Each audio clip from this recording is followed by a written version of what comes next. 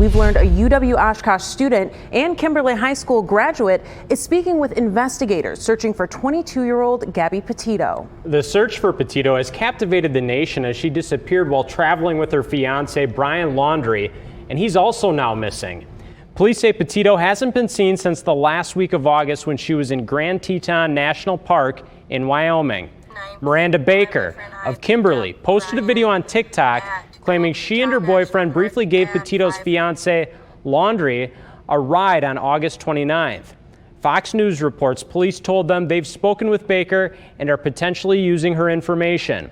In her video, Baker says they picked up a hitchhiking Laundrie at Grand Teton National Park. Before he came in the car, he offered to pay us like $200 to give him a ride, like 10 miles. So that was kind of weird. He then told us he's been camping for multiple days without his fiance. He did say he had a fiance, and that she was working on their social media page back at their van. Then once, like, in conversation, I brought up, yep, like, we're going to Jackson. He freaked out. He's like, nope, I need to get out right now. Like, pull over. Baker says she saw a picture of Laundrie on TikTok, and that's when she decided to post her video, hoping it would help in the search for Petito. In the first week of school, Neenah High School started seeing somewhat harmless yet time-consuming pranks that have recently turned more serious in nature. It started with just like soap dispensers disappearing or being punctured and spilled throughout the room, the restrooms, but as the weeks have gone on, it's escalated to like stealing the pins out of fire extinguishers, or in one case we had to recover a fire extinguisher. At Greenbay Preble High School, parents were notified Thursday dispensers for toilet paper, soap, and paper towels were being pulled out of the wall. Fox 11 learned a sink was also bent, causing a leak and a bathroom to be shut down. The Wisconsin School Safety Coordinators Association recently told districts statewide the destruction is all linked back to TikTok. These thefts are referred to as licks. Oftentimes they're described as either being devious or diabolical. It seems to be, in many cases, somewhat harmless, in some minor items, but it gets to a point when equipment such as microscopes or laptops are taken, that it becomes much more of an issue for the schools. TikTok tells Fox 11 it is removing this content and redirecting hashtags and search results to its community guidelines to discourage such behavior. We're done playing games. Like, we've talked about it. It's really creating problems, and so we're dealing with it with the most we can. With a camera outside of every bathroom, Principal Wunderlich says almost every student responsible for damage has been caught and almost all missing property has been recovered.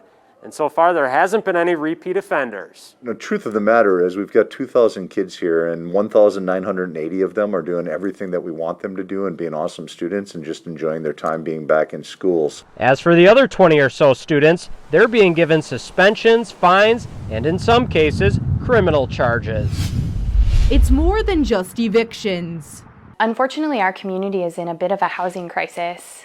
Even for people who can afford housing, who wouldn't be requiring to, have an affordable, what we would call affordable unit, they really just aren't available. The House of Hope in Green Bay is an emergency homeless shelter. The organization also offers housing assistance.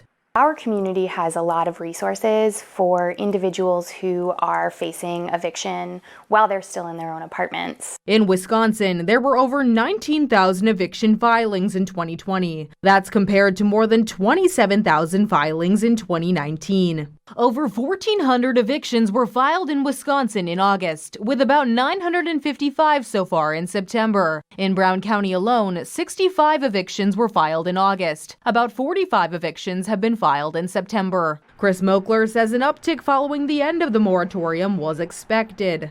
Obviously, there's been many months that landlords have not been able to evict, so there's certainly going to be an increase.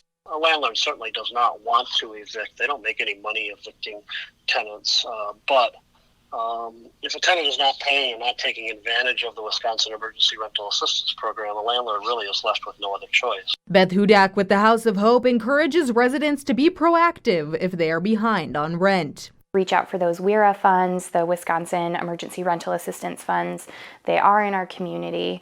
And the more proactive you are, the less likely you will be to actually lose your housing. The House of Hope says there are funds available to help people with evictions, but that is only part of the problem. One of the other issues is that for all of the funding that we have in our community to get people housed and help them stay housed, the federal government, Housing and Urban Development, has caps on how much money you can spend on a rental unit. And for Greenbay and Brown County, for the year 2022, those rates are going down, which is going to price out even more units and make it even more difficult for people to find housing. Hudak says the fair market rent cap in Brown County went down 2%, nearly $100 below what the average rent is for two-bedroom apartments. Yeah, and I know 2% doesn't seem like a lot, but it is significant when $30 can decide whether or not you're allowed to get an apartment, maybe the only one. Hudak encourages landlords to work with housing programs in the area.